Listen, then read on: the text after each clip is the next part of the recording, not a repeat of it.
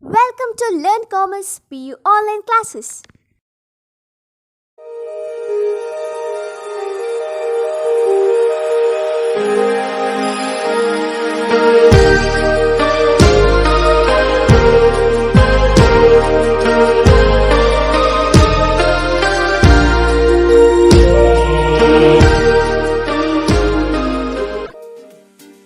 Don't forget to like our video and subscribe our YouTube channel for all the updates.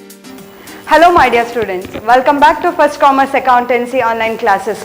Dear student, today's our topic is Goods and Services Tax. That is nothing but one country, one tax.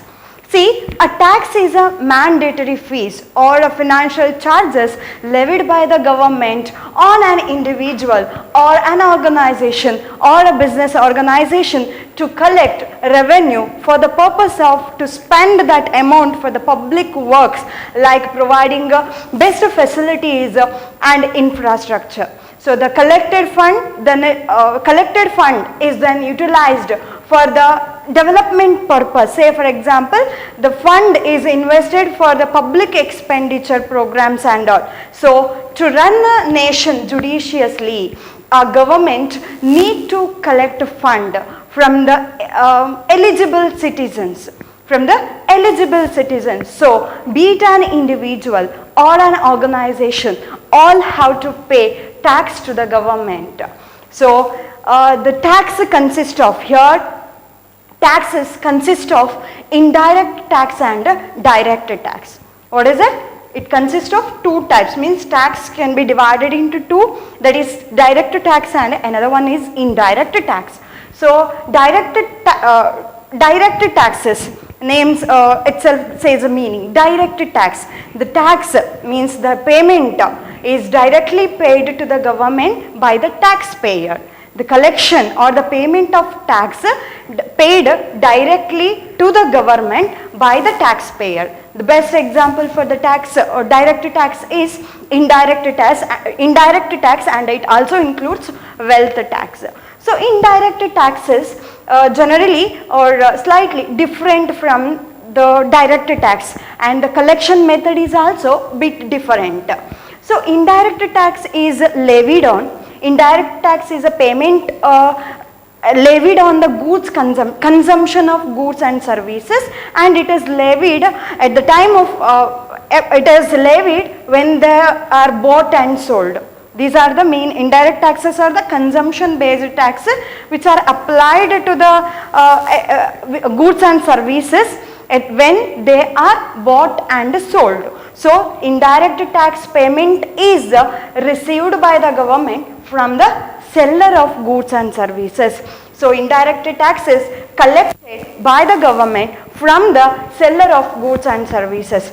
But the seller of goods and services then it passes to the passes the taxes to the consumer, means to the end users.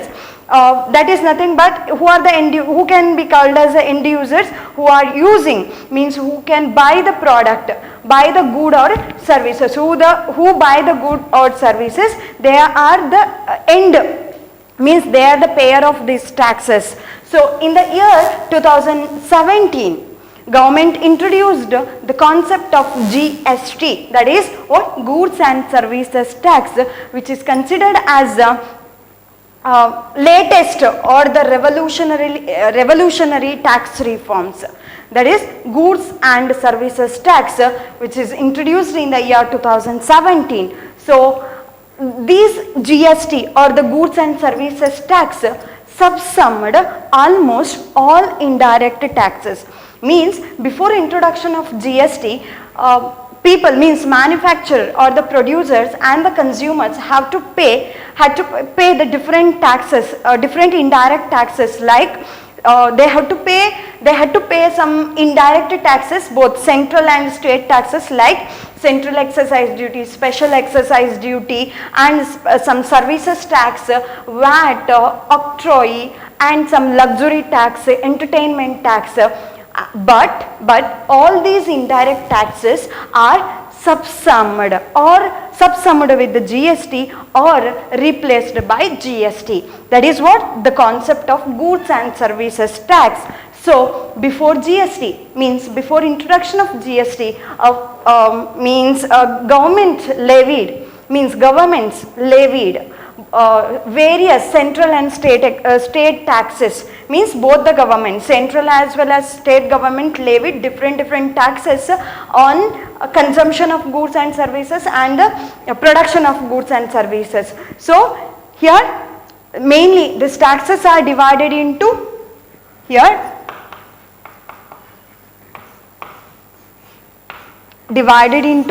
two categories.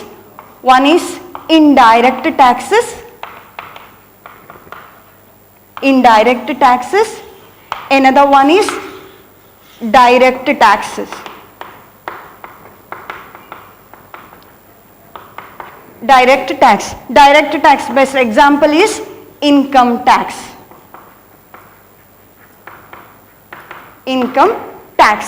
And indirect taxes levied by both central government and state government. So central taxes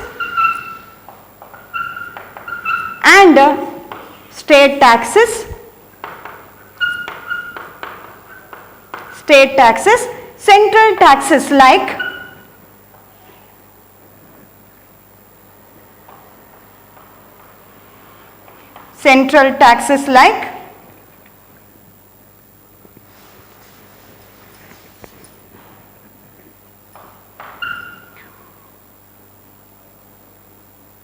central excise duty,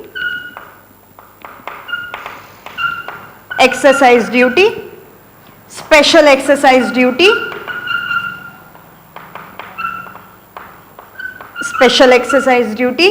custom duty,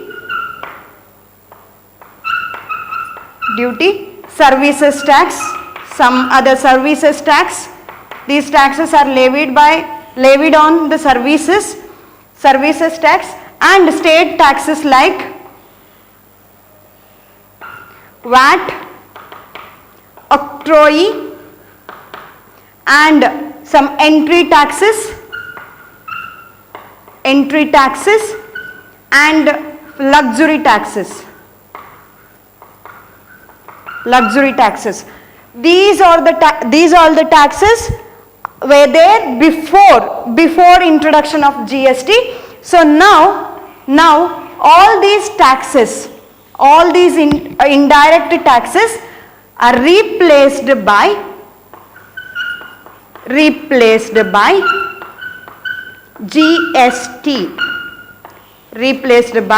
GST.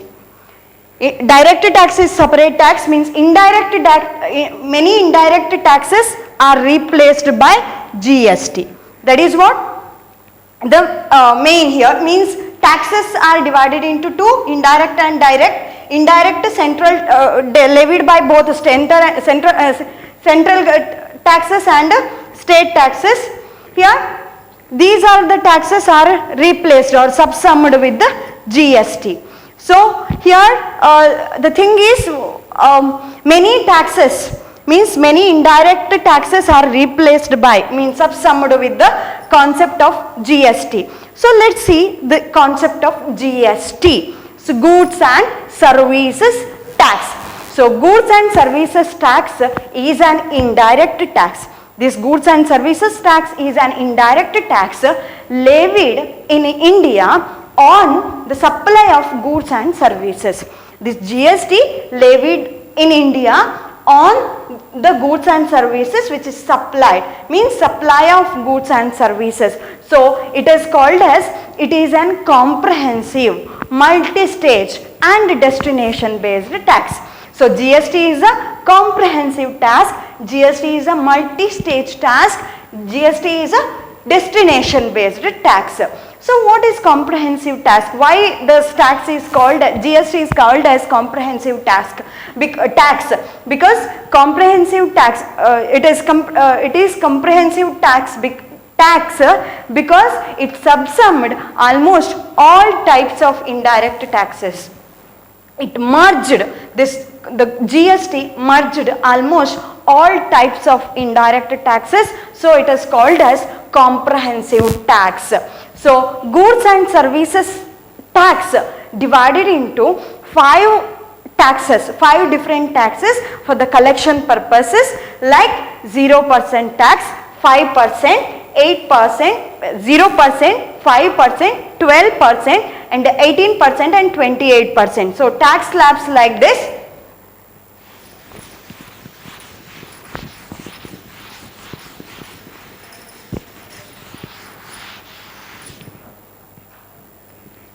Zero percent, 5%, 12%, 18% and 28%.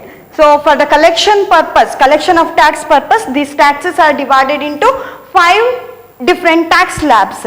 So this particular concept GST came into existence, means came into effect from 1st July 2017 by the government of India. So at present it is considered as one nation, one tax. So there are three main components of GST. They are components of GST,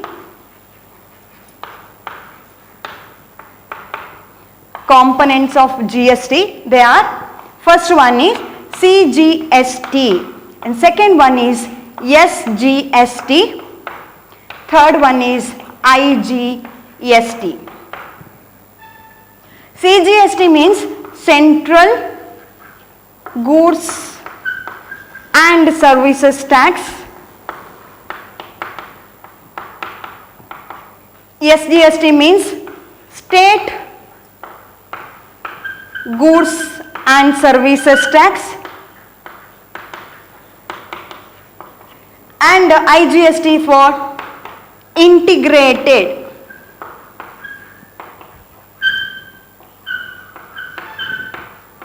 Goods and Services Tax. So the first one, these three are the important components of GST. So first one is CGST, that is what? Central Goods and Services Tax. Here revenue collected under CGST is the tax collected under CGST. The tax collected under CGST will be the revenue to the will be considered as a revenue to the central government. Here various indirect taxes like central excise duty, service duty or special excise duty, custom duty, all these are subsumed with the CGST.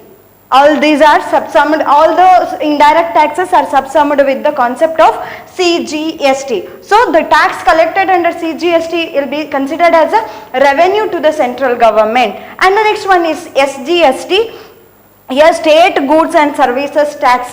The tax collected under the SGST will be considered as a revenue to the state government. So the central taxes, state taxes like state indirect taxes like luxury tax, octroi taxes and entry taxes or VAT, all these state indirect taxes are subsumed with the concept of SGST. SGST. Say for example, here Ram, a dealer in Kerala, he sold goods to Lakshman, who is a trader in Kerala itself. So at that time, say for example, if the GST rate is 18%, Ram sold goods to Lakshman, both are from Kerala state and worth rupees 10,000 product, and if assume the GST rate is 18%, so 10,000 into 18 by 100, that is what 1,800. Here this how the GST can be calculated here. Here 9% will go to state government and 9% will go to the central government. It means rupees 900 to the central government, rupees 900 to the state government. Here means both SGST means State Goods and Services Tax for the movement of goods and services within the border. That is what SGST and CGST. So here the next one is what IGST, that is Integrated Goods and Services Tax. Here the main thing is what, see here these means the tax collected under this IGST will be the revenue is shared between central government and state government at their agreed percentage. Already their rate of percentage are specified. According to that, they share the revenue which is collected from the IGST. Usually this IGST is charged to the interstate movement in goods and services. Say for example, Maharashtra to Rajasthan. If the say for example, a trader sold goods to Rajasthan, a trader from Maharashtra sold goods to Rajasthan, then this particular transaction attract IGST.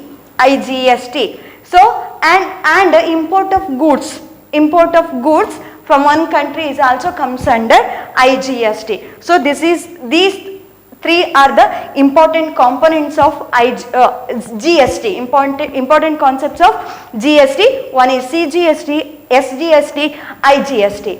So let's discuss some of the characteristics of GST. The next topic is what? Characteristics.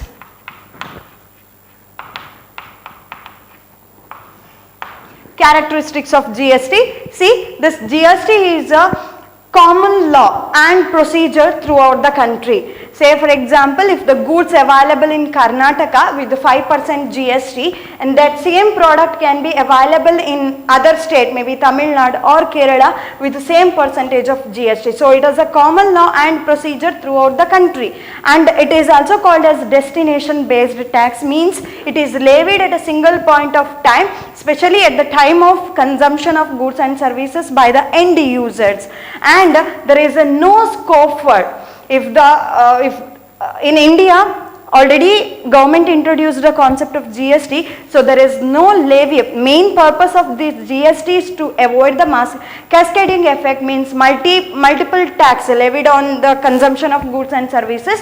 So to avoid that, this concept was introduced. So GST, because of GST there is no levy of cess or any other charges, additional cess and additional taxes and all to the production, to the producers or else to the consumers.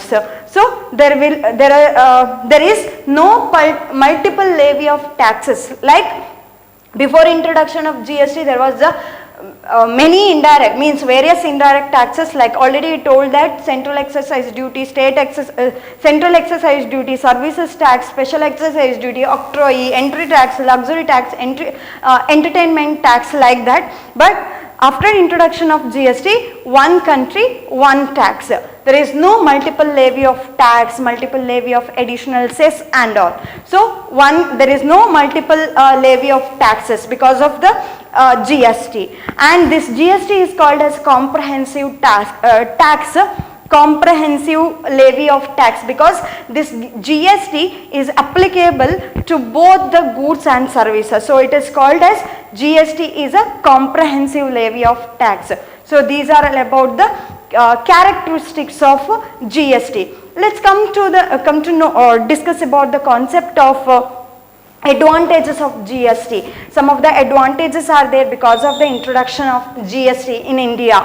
The main advantages of GST is here introduction of GST resulted in increasing, or first case is it helps to reduce or abolish the multiple levy of taxes.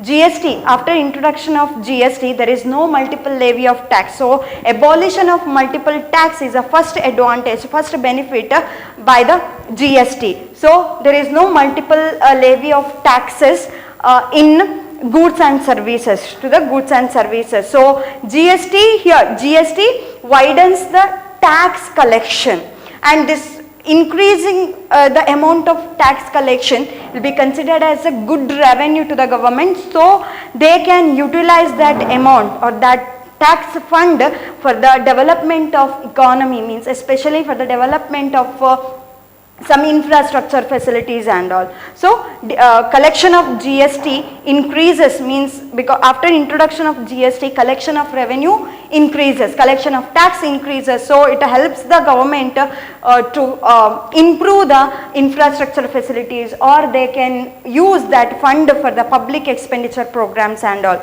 So GST reduces the compliance, means GST mainly reduces the compliance cost and it boosts up some voluntary compliance. So payment of taxes is a compulsory to the eligible citizens.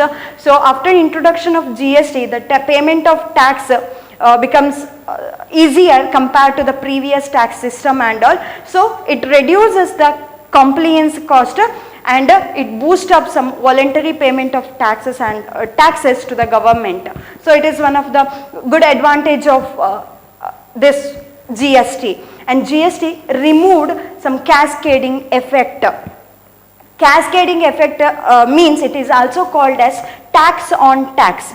Cascading effect is also called as what? Tax on tax. The main advantage of GST is abolishing, means abolishing the means removal of cascading effect of that is what? Tax on tax. In previous, before introduction of GST, there was a system tax was applied, levied to the manufacturer of the production or to the shipping, means to the retailer as well as wholesaler, like that till consumer they have to pay some various taxes and all. So this cascading effect is removed by introduction of GST. Say for example, manufacturer produces a unit. It does a explanation about cascading effect. So if a manufacturer produces a particular unit, means certain item, the cost of goods sold, cost of goods is rupees 100, and for that he have to he is charged some excise duty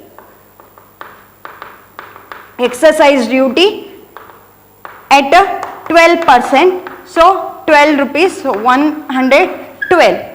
The total price of the product is 112, and he sells the same product to the retailer at the same price. He sells the same product, same unit to the retailer at same price, rupees 112, and after completing the sales procedure to the retailer add a, say, cost of goods sold here,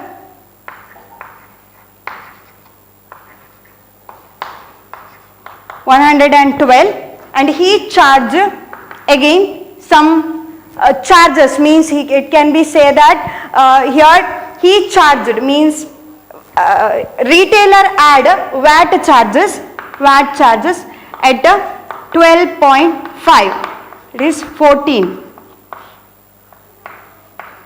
So 126. After purchasing from the manufacturer, retailer add VAT at 12.5%. So 112 into 12.5 by 100, that is what, 14 rupees. Now the price of the product is 126 rupees. Here this 14 includes some components, two components. One is 12.5%, from the that 12.5% is a cost of goods and plus VAT of 1.5%. VAT of 1.5%, so total 14%, so 14% here. So the total, this is the burden, means this whole tax burden is transferred. So at the rate 126, he sold the product to the consumer. So who is the ultimate receiver of this tax burden? Consumer is the ultimate receiver of the tax burden. So consumer had to pay this 126 rupees for the same product which is produced with the cost of 100. So 26 rupees means 12 here, 14 here. So total 126 he had to pay for the same product.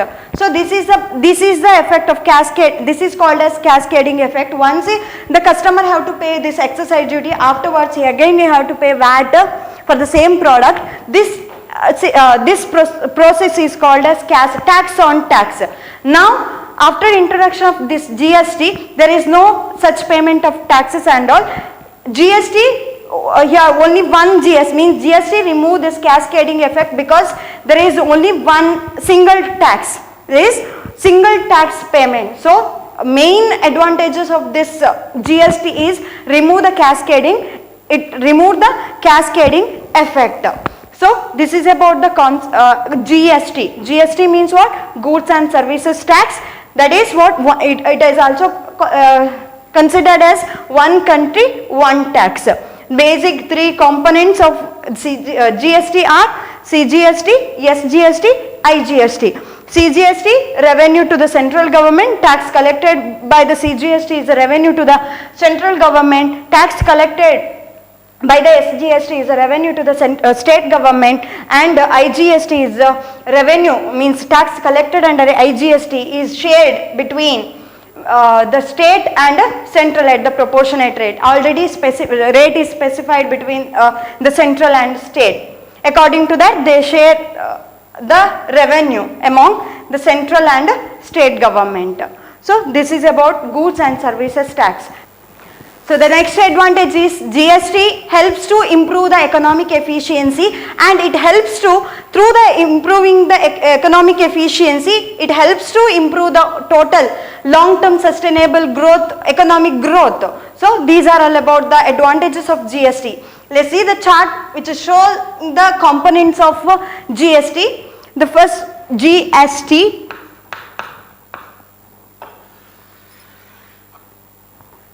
divided into two: intrastate movement,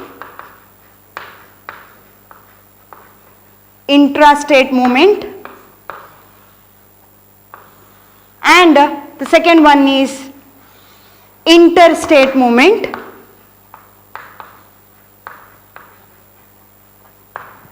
Interstate movement. Intrastate movement, two components, one is CGST, another one is SGST. Here CGST, which is tax levied by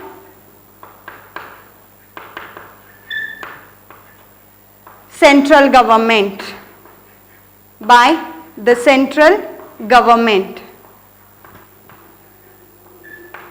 and SGST is a tax levied by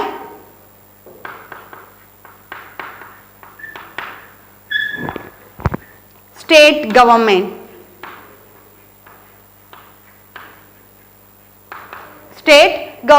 And interstate movement, that is GST levied by interstate movement one, that is what? IGST, integrated goods and services tax. This tax is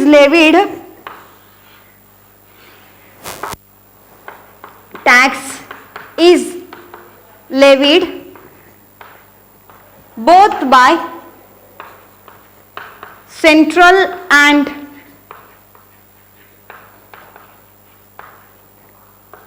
state government. Thank you for watching this video. Don't forget to like our video and subscribe our YouTube channel for all the updates.